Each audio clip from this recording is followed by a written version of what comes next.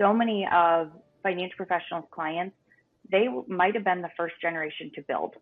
So, of course, for them, a big motivator and why they've worked so hard, why they've built their businesses, have these great careers, saved and invested diligently, is because they want to leave a legacy that includes both values and valuables.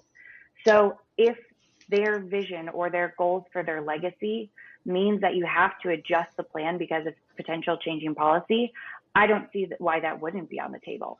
If for them, their goal is still to give X amount or set up a family foundation, I think it's going to be an area of opportunity for educational content for financial professionals.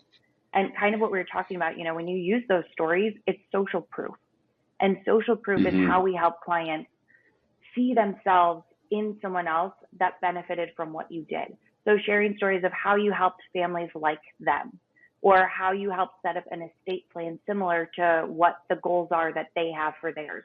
Or like one I know we talked about when we were prepping for this, I'm sure you hear this all the time, where everyone has at least one client where they don't want the kids to know how much money they have. And like most things that our clients do, they point to the money, but it's actually not about the money. They're worried about habits, bad values, kids becoming spoiled, entitled, lazy. So for those clients, especially using stories, social proof, having solutions that are specifically designed to help them get to their goals, they're going to receive those solutions, those ideas, that content much differently than if you just said, hey, we think this is a good idea. Kind of putting that who and why first, then backing into what and how. Okay, well said. And you're right. I mean, the stage of readiness is different for everybody. Back to the scenario about the next gen inheriting money, we're seeing it where the grandparents of the next gen who are financially independent, they bootstrap, they did it themselves, they're starting to see the value of money decline, the cost of living increase, where they're not waiting until they pass to move their legacy.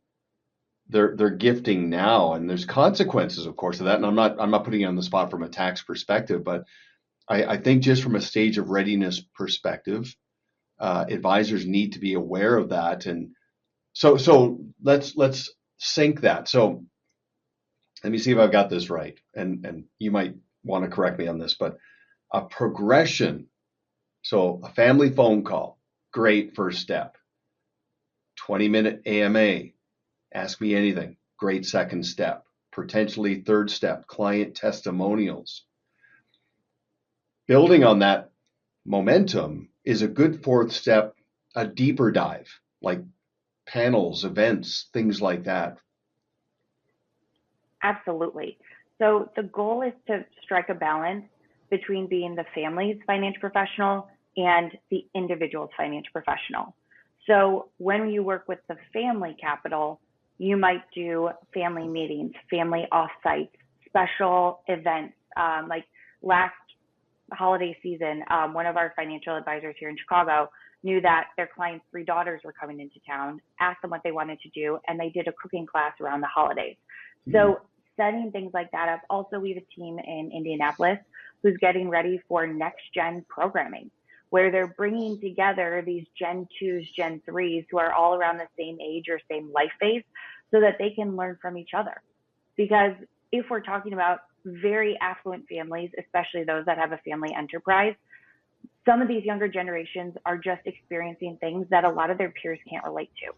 So like you suggested, creating experiences, education, events where you can bond with that family or bring people together in community, that's a big opportunity that we see right now.